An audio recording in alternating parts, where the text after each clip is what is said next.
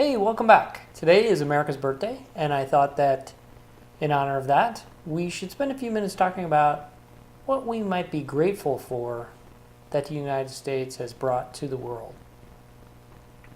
Beginning with, several hundred years ago, the independence of the United States from Britain, the establishment of a free country with a Declaration of Independence and a Bill of Rights has provided a model for people around the world to stand up to tyrants and monarchs and establish self-government. I think it's one of the greatest things the United States has brought to the world. But secondly, the United States has helped usher in one of the most prosperous times in the history of the world. And, some people may say, well, there's a big gap in wealth distribution, and that's true, and we can work to do some things about that. But the fact is that every person on the planet is in a better state of abundance because of the free market economies and the freedom that the United States has helped usher in on the world scene.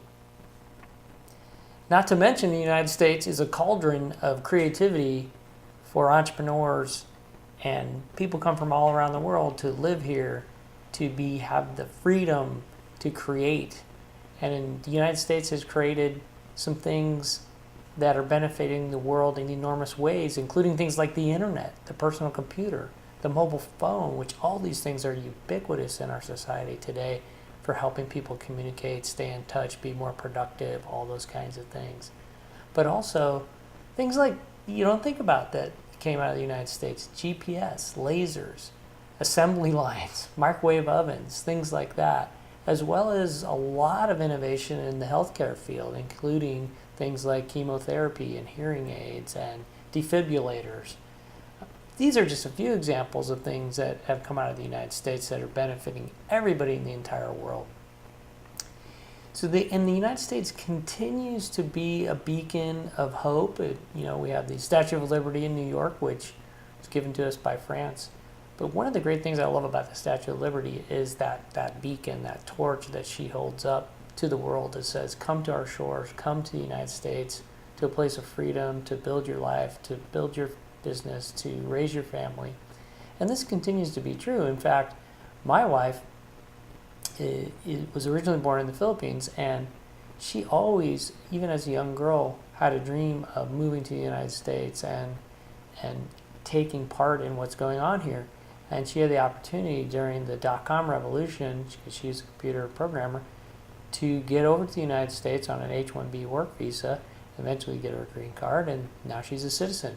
And she's very happy to live here, and it's changed her entire life, and it's benefiting her family back home in the Philippines too. So she's just one example of many. I know when we went to her ceremony to become a citizen, I was astounded by that event because there were thousands of people in this big amphitheater type setting that represented well over 100 countries from around the world. It was truly amazing event to experience if you've never been to one of those naturalization ceremonies. It's really something you should take the time and go do to see how many people are actually coming to the United States to live here and create the life of their dreams.